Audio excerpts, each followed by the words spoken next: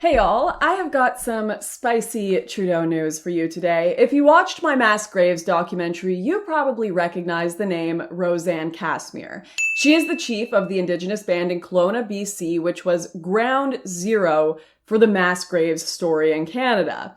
A story I take serious issue with, as literally just this weekend, again, the hatred it has stirred up through media exaggeration and complete and utter failure to actually investigate the facts has led to yet another church being burnt to the ground in Canada, on top of the dozens already attacked.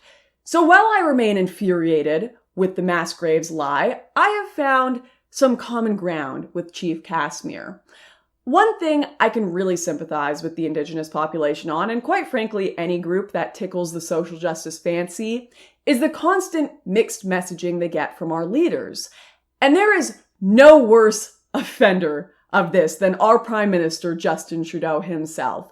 Canada just established its very first stat holiday for Indigenous people to remember and mourn their suffering, Truth and Reconciliation Day on September 30th. Trudeau, of course, was all over it on Twitter and the social medias, but when it came to actually using that day for remembrance, he decided to go on a nice little secret vacation to the surfing capital of our country instead. And of course was caught and exposed for it. Liberal partisans claimed that conservatives overblew this and they were just looking for any reason to attack Justin Trudeau, with some people even tweeting that white people have no right to have an opinion on this. But as it turns out, you know who agree with us? The Indigenous communities who had sent him multiple invites to spend the first anniversary of the new holiday with their bands instead. Invites he never responded to. And instead of playing nice, when Trudeau showed up to meet the band again, Chief Casimir just gloriously blasted him for this.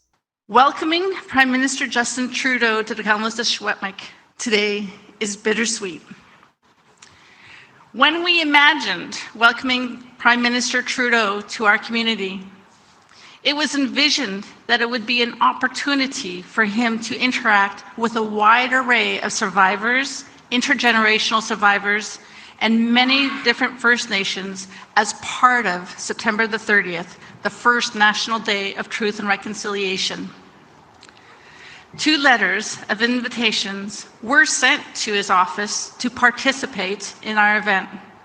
For us, it was to show his commitment to rectifying the historical wrongs of residential school and to grieve with our residential school survivors, whether in person or by a virtual pre-recorded greeting and message for all of us here. Instead, in the middle of truth-telling, cultural grounding and sharing that unfolded as part of the commemoration of the very first National Day of Truth and Reconciliation, in this arbor, a journalist quietly informed us that the Prime Minister Justin Trudeau was on vacation in Tofino. The shock, anger, and sorrow and disbelief was palpable in our community, and it rippled throughout the world, to say the least. Today is about making some positive steps forward and rectifying a mistake.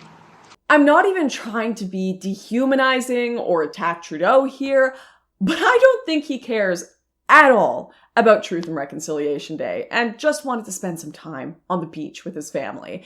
And you know what? It's actually a very human and normal trait to not care about every holiday or event that comes across your desk that isn't directly associated to you. The problem, of course, being that Trudeau has painted himself as someone who cares very deeply about Indigenous activism in Canada, when it is so obvious that his words, and certainly meeting with Casimir, are all just political plays or damage control. One of the more paranoid and yet not entirely wrong things that woke people do is tell us that you shouldn't look at stated intentions, but rather results when it comes to things like racism or bigotry. And I can see where this comes from, because intersectional rhetoric is chock full of nothing but window dressing and bad faith intentions. I got thinking about this the other day when I was walking by an Indigenous protest in Vancouver taking up an intersection, and observing the police yell at them that they would be arrested if they didn't leave. Slight correction, it was a mix of Indigenous land activists and Extinction Rebellion doing their usual thing, blocking roads, to protest a pipeline in BC. Attention, this is the Vancouver Police Department. We order you to stop and to remove yourselves from the intersection. Failure to do so will result in your arrest.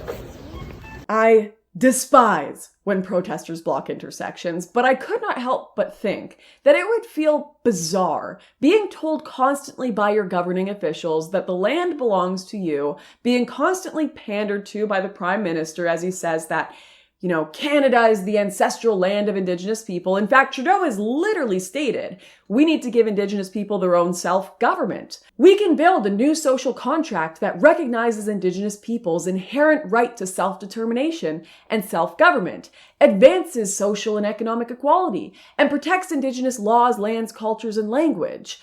And then, when Indigenous people act like this is true, when they act like this is their land, they do what they want, they take over the streets, they ignore Canadian law, and act as they would if they were self-determined and self-governed, then they're confronted by police officers and told they'll be arrested. I can imagine that's a bit confusing for them. In Canada, armed forces raided native Wet'suwet'en territory in British Columbia Monday, with at least 14 arrests being reported. Land defenders faced off with Royal Canadian Mounted Police as the officers breached 2 checkpoints set up to keep pipeline workers out of protected territory.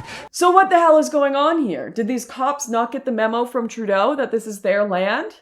No, of course they did. And the memo was, guys, I am only saying this about Indigenous self-determination for political reasons and to win an election.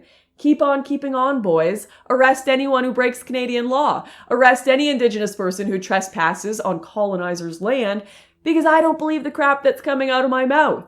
To me, it would be 1,000 times more helpful if our politicians were just honest to the communities they were speaking to. It's like watching a couple where one person has fallen out of love with the other, but they just keep it going because they don't want to hurt their feelings, when it would be more helpful for everyone to just rip that Band-Aid off. So I'd respect Trudeau way more if he just told Indigenous Canadians what he was thinking, which might as well be, hey, really terrible shit has happened in the past. Throughout all of history, we, as Canadians, have done a hell of a lot to reckon with it, more than 99.9% of civilizations on Earth.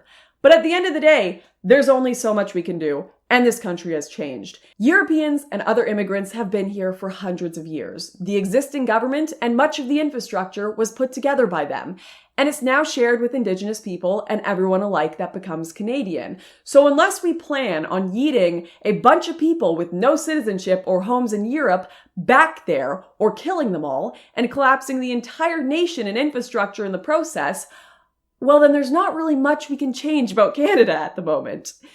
And no, we can't make this a primary political issue that we linger on for eternity. Just like you guys would not like anyone lingering on the fact that a dozen other Indigenous tribes were killed and had their land stolen in Canada by the existing Indigenous tribes today.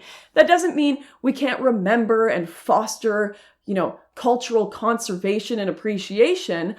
But Canada is going to continue being Canada. It belongs to the people living in it now and making it what it is today, including you, and you can be a part of that if you want to. But no, you can't have your own laws, because that doesn't really work with the infrastructure we've got going here. We can't have a country within a country. Certainly not an independent country that wants to rule itself, but also still wants healthcare and for the government to fix water issues and all of this subsidization. That doesn't work. So I'm not going to sit here and pretend like that's achievable just to win an election and to pander to you, and then repeatedly act surprised when you feel pandered and lied to.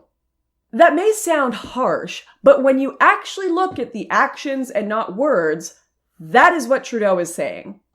And that's what anyone running for political office in Canada thinks, because if they thought otherwise, if they thought that Canada didn't belong to the Canadians living in it that were non-Indigenous as well, if they thought that this was an entirely illegitimate colonizer government, then they wouldn't think the Canadian elections or being seated in office were legitimate.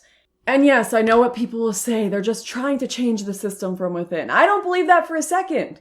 Not for a second. Why?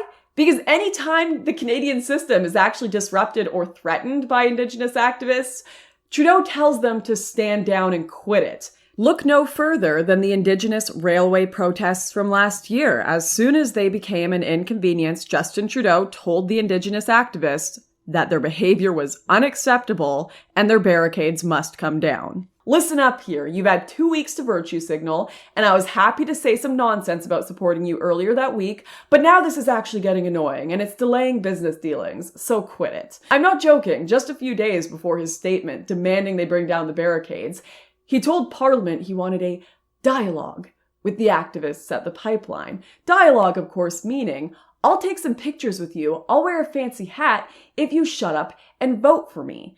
Because if this business dealing benefits me, if the current government system benefits me, then I can't and will not allow you to change it. Trudeau's government is even going to court with Indigenous people and fighting their claims for residential school compensation. And honestly, the fight makes sense to me. They're trying to gauge the validity of each claim, and they don't want someone who went to a residential school for a few weeks to get the same amount as someone who went for years. But at the end of the day, it's still an optics loss, and they know this. That's why when the NDP bring forward motions calling for Ottawa to drop their belligerent and litigious legal battles against groups affected by the residential school system, Trudeau doesn't show up and defend his position, but he doesn't vote against it either. He just tries to disappear. Hoping, I assume, that things would continue on as normal without him getting too much heat. Carry on. Please shut down the pipeline protesters. Please shut down the Indigenous people claiming tons of money from the government. Do it on every level, but just make sure I don't have to take the fall for it, because I got a reputation to keep up here. Why would he do this, though?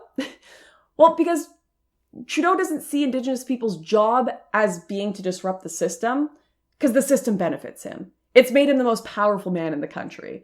Their job to him is to beat their drums at his campaign rallies. And he's gotten away with this hypocrisy for a long time by just continually apologizing, like what he did showing up and saying sorry to Chief Casimir yesterday. But how long can that last? How long can this incongruence continue? It is such a Canadian trait, too. People call Canadians the nicest people on earth, but I remember talking to Australians who had visited Canada and them saying, Aussies, we may be harsh. We're abrupt and brutally honest. We curse and we don't say sorry much, but when we say it, we actually mean it. Whereas too often, Canadians have this like Regina George surface level kindness, where they don't actually mean it when they say sorry, they just say it to get out of trouble. They say it so much that it's lost all of its meaning. And Trudeau has certainly been a forefront of that unfortunate trend. So I don't know, but if I were an Indigenous activist, I would be getting pretty fed up with this pandering at this point. Pretty fed up. I think we're beyond theatrics, platitudes, and words. And as stated by many Indigenous peoples in this country, we need to see action. But no new commitments were announced. And some of them are starting to notice, and it's being called out here and there. So it'll be interesting to see if that snowballs into some genuine pushback within the government at some point to this virtue signaling or a demand for actual action. Either way, I feel like it's got to break at some point. This smoke and mirrors can't go on for much longer, I hope, because it's driving me mental. But yeah, I'll just leave it there. I appreciate you all watching this video. I hope you enjoyed it. And be sure to hit all the buttons around me, like, share, subscribe, comment your thoughts below. I read them all. And I will see you next time.